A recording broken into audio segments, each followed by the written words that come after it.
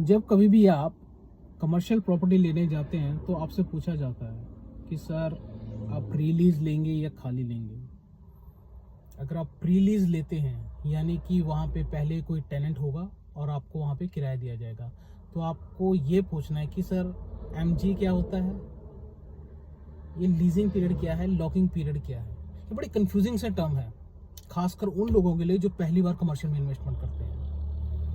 मैं आपको बता दूं, जब भी आप कोई प्री लीज लेते हैं यानी कि वो जो प्रॉपर्टी है वो पहले ही किराए पे चढ़ी हुई है, आपको उसके लिए किराया मिलेगा, तो आपको किराएदार ढूंढने की टेंशन नहीं रहती। वहीं पे अगर वो कहते हैं कि सर ये इसका जो लीजिंग पीरियड है, लीजिंग पीरियड यानी कि जो ब्रांड उस कमर्शियल के अंदर है वो कितने साल तक वहां रह सकता है। मान लीजिए कोई कमर्शियल या KFC मैकडॉनल्ड्स, वो कहते हैं सर 20 साल तक हम आपके साथ लीजिंग रह रहे हैं, यानी कि 20 साल तक वो वहां रहेंगे। लेकिन उसके साथ ही एक होता है लॉक इन पीरियड।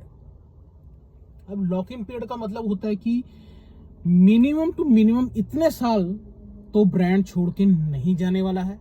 हो सकता है कि उतने साल के बाद ब्रांड को लगे कि मुझे घाटा हो रहा है तो वो छोड़ दे, एल्स वो लीजिंग पीरियड तक कंटिन्यू कर सकता है। तो मोस्टली जो ब्रांड्स होते हैं 3-3 साल का लॉक इन पीरियड लेके चलते हैं, और मोस्टली जो अच्छे ब्रांड्स होते हैं वो चलते हैं तो वो अपना ऑलरेडी उसको लीजिंग पीरियड तक एक्सटेंड करते रहते हैं। तो आगे से ध्यान रखिए, जब भी आप कमर्शियल लेने जाएं और आपको बोला जाए सर ये प्री लीज है, ये एमजी है। सच में एमजी तो बताना भूल गया। एमजी बेसिकली मिनिमम गारंटी, यानी कि होता क्या है कि जब आप रेंट किराएदार लेते हैं तो आपको एक मिनिमम गारंटी कहा जाता है कि सर ना ये अमाउंट आपको एज ए रेंट मिलेगा ही मिलेगा। क्योंकि कुछ ब्रांड्स क्या होते हैं कि रिवेन्यू शेयरिंग पे काम करते हैं, यानी कि अगर कुछ यानी कि जितना भी उनको रिवेन्यू में प्रॉफिट हुआ होता है उस प्रॉफिट का शेयरिंग आपको एज ए रेंट मिलता है।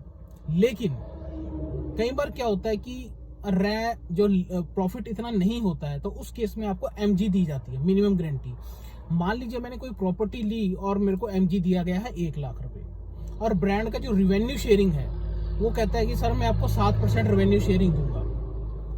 अगर ब्रांड का जो उस मंथ का रिवेन्यू शेयरिंग 1 लाख से ऊपर चला जाता है तो वो आपको मिलेगा, नहीं तो 1 लाख तो आपको कम से कम मिलना ही है। तो ऐसी और जानकारी के लिए मुझे फॉलो करना ना भूले।